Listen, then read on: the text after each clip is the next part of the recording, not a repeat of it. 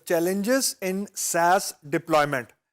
Now, students, अभी तक हमने ये देखा कि what good SaaS is providing.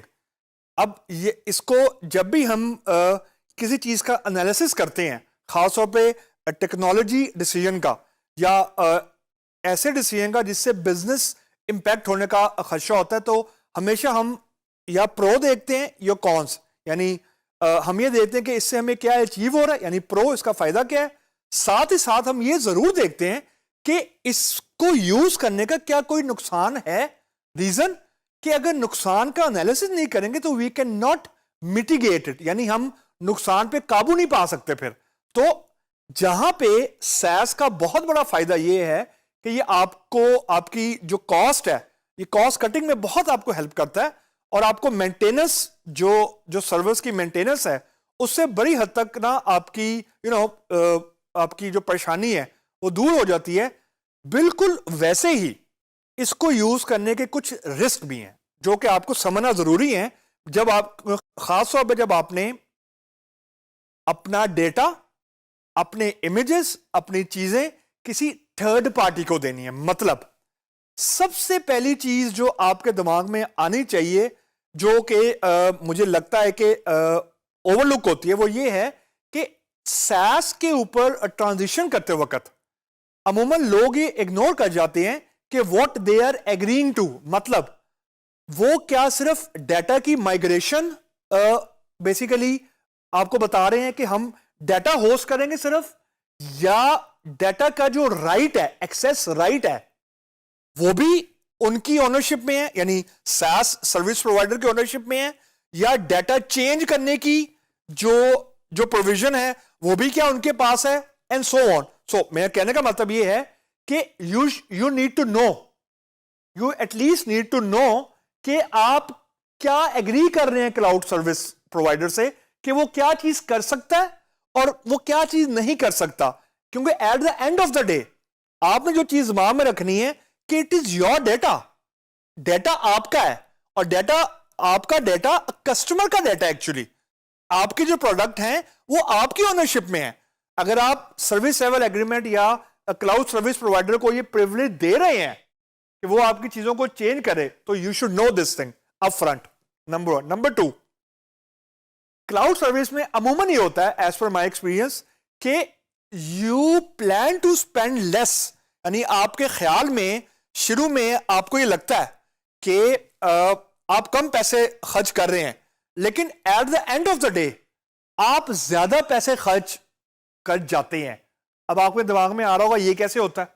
बड़ा टिपिकल सी एग्जांपल देता हूं आपको। एक सर्विस प्रोवाइडर है, वो ये आपसे कहते हैं कि जी हम आपको मंथली चार्ज करेंगे फॉर एग्जांपल $2 और आपको हम 10 GB या X GB स्पेस दे देंगे क्लाउड के ऊपर, जहां पे आप अपनी एप्लीकेशंस को यूज कर सकते हैं। हम इंस्टॉल कर देंगे, आप यूज कर लें। अब ये तो हो गई अपफ्रंट कॉस्ट। एक होती है हिडन कॉस्ट, वो ये होती है कि कुछ दिनों के बाद वो ये कहते हैं कि जी अगर आपने सॉफ्टवेयर के अंदर कुछ एडिशनल चीज करनी है तो यू नीड टू पे अस मोर। इसका मतलब ये है कि अगर वो आपसे, उनका एग्रीमेंट अगर आपसे पर यूजर का है, तो अगर हर यूजर को कोई additional feature for example use करना है, फॉर एग्जांपल मैं अगर माइक्रोसॉफ्ट वर्ड में ये फीचर लेके आना चाह रहा हूं कि I should be able to type for example in Urdu, तो कहेंगे जी कि हमने तो आपसे कॉन्ट्रैक्ट किया था, वो था कि जी हम आपको बेसिक सर्विस देंगे जो कि इंग्लिश में टाइप करने की होगी। Now since you are asking for more so pay us मोर। तो एक बेस कॉन्ट्रैक्ट है और उसके ऊपर हिडन चार्जेस हैं जो कि आपको यूजेज के ऊपर वो चार्ज कर रहे हैं।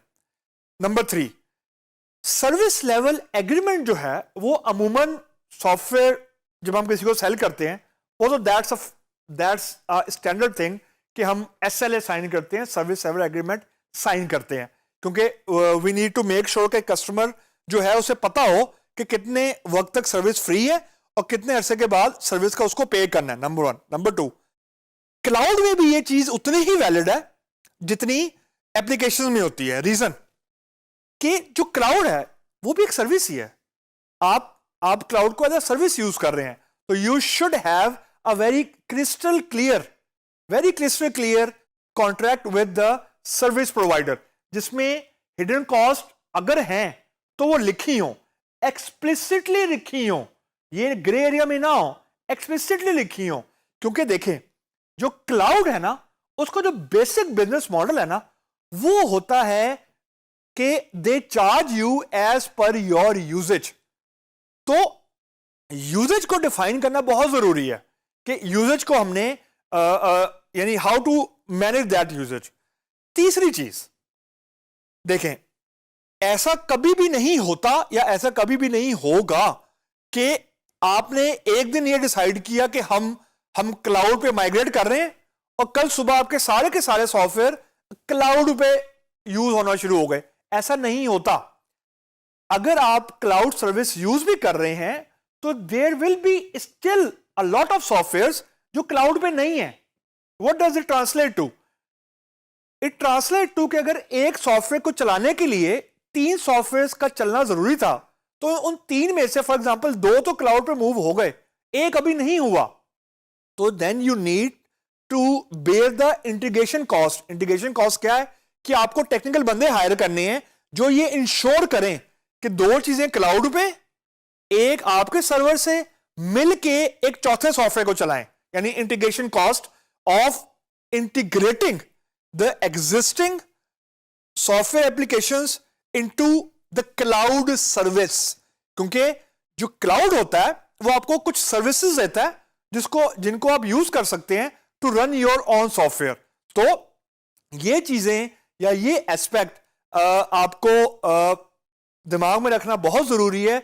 ये कुछ इसमें चैलेंजेस ऐसे हैं, खासतौर पर डाटा के एक्सेस के, डाटा राइट्स के जो अमूमन क्लाइंट कॉन्ट्रैक्ट में नहीं या ओवरलुक हो जाते हैं। रीजन बीइंग कि आप एक्चुअली अपना डाटा उनको दे रहे हैं under their protection, so it has to be legally covered by all means.